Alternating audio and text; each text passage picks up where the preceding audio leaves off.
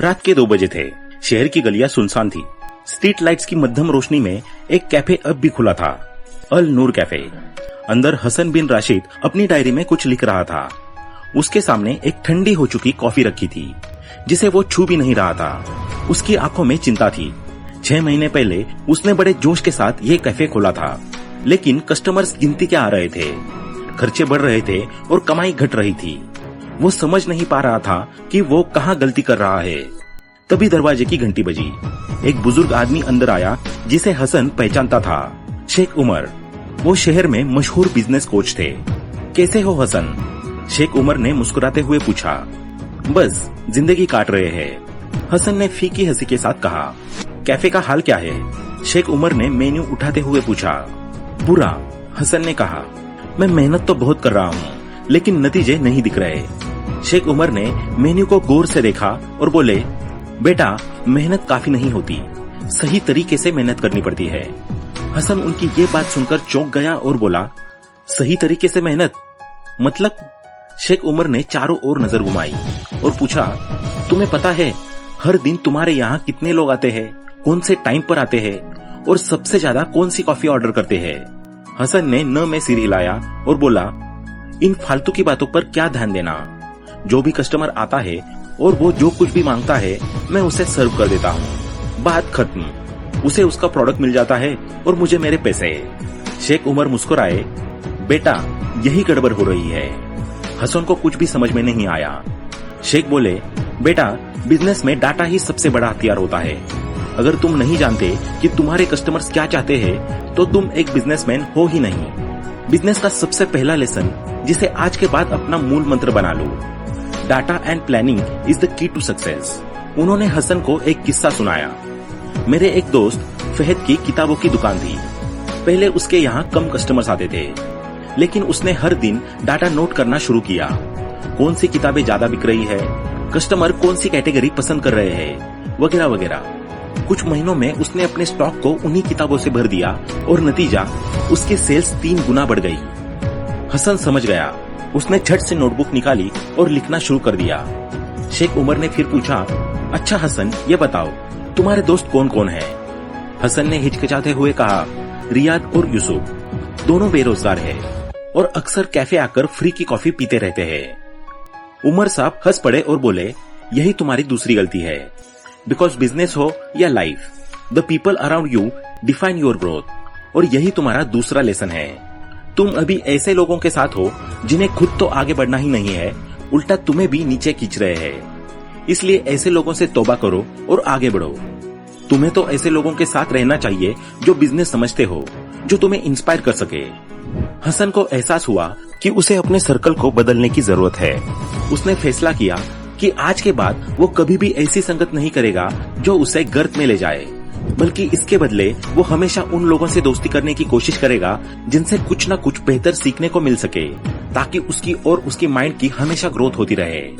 हसन ये सब कुछ सोच ही रहा था कि शेख उमर अपनी कुर्सी से खड़े हुए और बोले, आओ मियाँ, थोड़ी सी चहलकदमी कर ली जाए और साथ ही तुम्हारे कैफे का भी मुआयना हो जाएगा। उमर साहब ने कैफे का कोना कोना घूमकर देखा और बोले, ये कैफे तो अच्छा है, लेकिन मुझे कुछ कमी लग रही है। हसन ने कहा, वो शेख साहब पैसा नहीं था, इसलिए कैफे का इंटीरियर और फर्निशिंग अभी नहीं कराई है। शेख साहब गंभीरता से बोले, यही तो गलती है बेटा।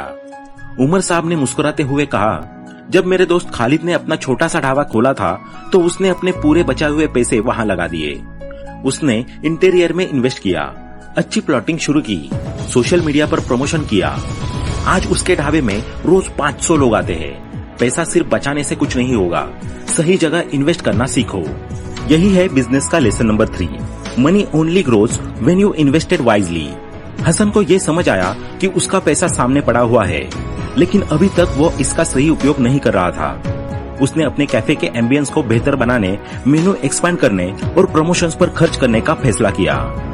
अच्छा हसन, एक बात और बताओ मुझे, क्या कुछ ऐसे कस्टमर्स भी है जो तुम्हारे कैफे में बार बार आते हैं? उमर साहब ने पूछा। हसन ने सिर झुका लिया और बोला, बस कुछ ही लोग हैं। शेख साहब बोले, बेटा तुम्हें पता है, कस्टमर्स किसी भी प्लेस पर सिर्फ खाने या कॉफी के लिए नहीं आते, वे एक एक्सपीरियंस के लिए आते हैं। तुमने कभी सोचा है कि बड़े बड़े रेस्टोरेंट्स होटल्स इतने सालों तक क्यों चलते हैं? क्योंकि उनकी एक लीगेसी बन जाती है।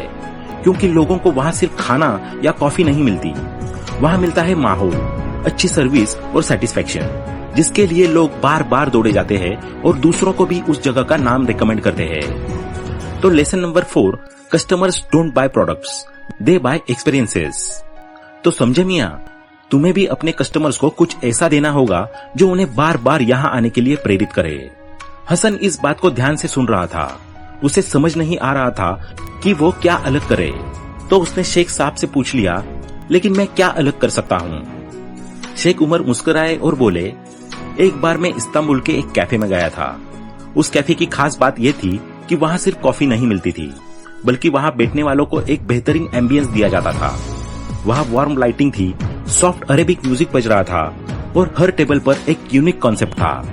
कुछ टेबल्स पर बुक्स रखी थी, कुछ पर बोर्ड गेम्स और कुछ पर कैंडल जल रही थी। हर टेबल का अपना चार्म था। एक्सपीरियंस ही एक ऐसी चीज है जो कस्टमर्स को बार बार लाने पर मजबूर कर सकती है। उमर साहब आगे बोले, तुम भी अपने कैफे में लाइव म्यूजिक नाइट शुरू कर सकते हो। कस्टमर्स को पर्सनलाइज एक्सपीरियंस देने के लिए उनके नाम से बुला सकते हो और एक लॉयल्टी प्रोग्राम इंट्रोड्यूस कर सकते हो। जब कस्टमर्स को लगेगा कि तुम्हारा कैफे सिर्फ एक जगह नहीं बल्कि एक वाइब है, तो वो एक एक बार नहीं बल्कि बार बार आएगा और तो और अपने साथ और जानने वालों को भी लाएगा। हसन ने डिसाइड कर लिया कि अगले ही दिन से लाइव म्यूजिक नाइट शुरू कर देगा और अपना एक लॉयल कस्टमर बेस बनाएगा और साथ ही साथ अपने कैफे को कुछ इस तरीके से रीअरेंज करेगा कि वो देखने पर लोगों को अट्रैक्टिव लगे और उनकी आंखों को सुकून मिले। अब तक की हसन की जो लाइफ थी उसमें उसने हमेशा यही सुना था कि लोन लेना गलत है। उसे बचपन से यही सिखाया गया था कि कर्ज लेना एक बोझ है और इससे जितना बचा जाए उतना अच्छा। लेकिन उस दिन शेख उमर की बातों ने उसकी यह सोच भी बदल दी।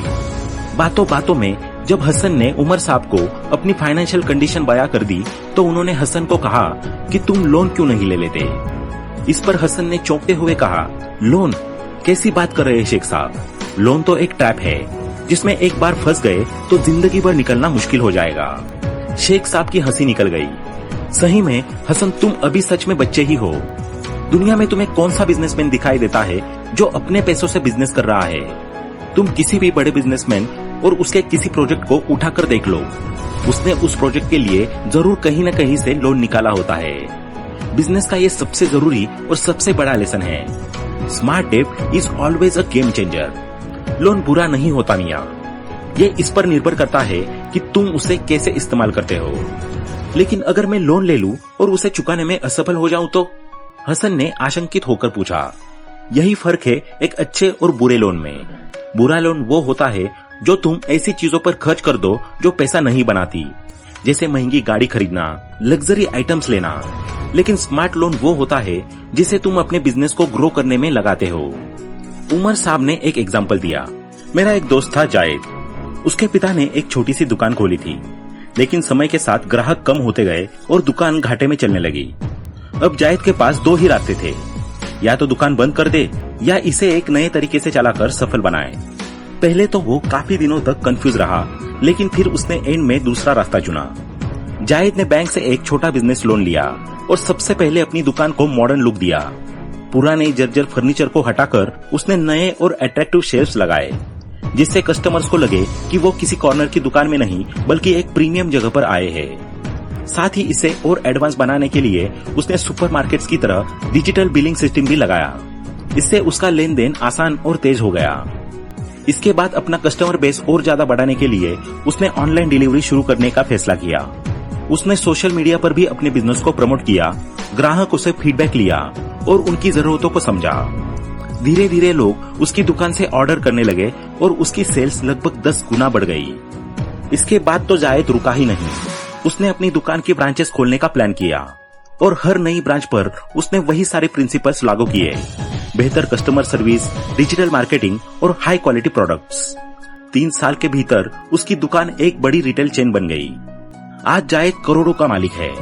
सोचो अगर वो तुम्हारी तरह उस दिन ये सोच लेता कि लोन इज ट्रैप, तो क्या आज वो यहाँ तक पहुँच पाता? नहीं ना। तो तुम क्यों जानबूझकर अपनी ग्रोथ के दुश्मन बने हुए हो? Take a loan and use it smartly.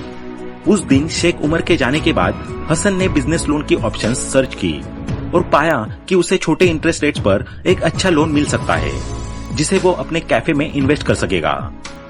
Loan लेने के बाद हसन ने कैफे में प्रीमियम कॉफी मशीन्स लगवाई, एक प्रोफेशनल शेफ को हायर किया और मार्केटिंग कैंपेन शुरू की। अब कस्टमर्स न सिर्फ कैफे आते बल्कि ऑनलाइन ऑर्डर्स भी तेजी से बढ़ गए। लोन एक सही फैसले में बदल गया जिसने कैफे की ग्रोथ को एक्सेलरेट कर दिया। एक साल बाद अल नूर कैफे शहर का सबसे चर्चित कैफे बन चुका था। अंदर वाइब्स एकदम अलग थी, लाइव म्यूजिक, खूबसूरत इंटीरियर, बेस्ट क्वालिटी कॉफी और बढ़िया सर्विस। हसन का बिजनेस अब फल फूल रहा था। एक दिन शेख उमर जब दोबारा वहां आए तो हसन ने उन्हें अपने कैफे की सबसे अच्छी कॉफी सर्व की। कैसा लग रहा है? उमर साहब ने पूछा।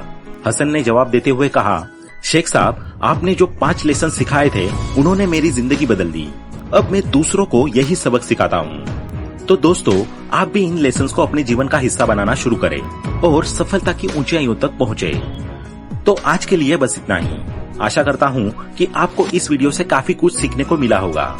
वीडियो पसंद आया हो तो लाइक करें, अपने दोस्तों के साथ शेयर करें और ऐसे ही वैल्यूएबल वीडियोस को देखने के लिए चैनल को सब्सक्राइब करना न भूलें। Thanks for watching.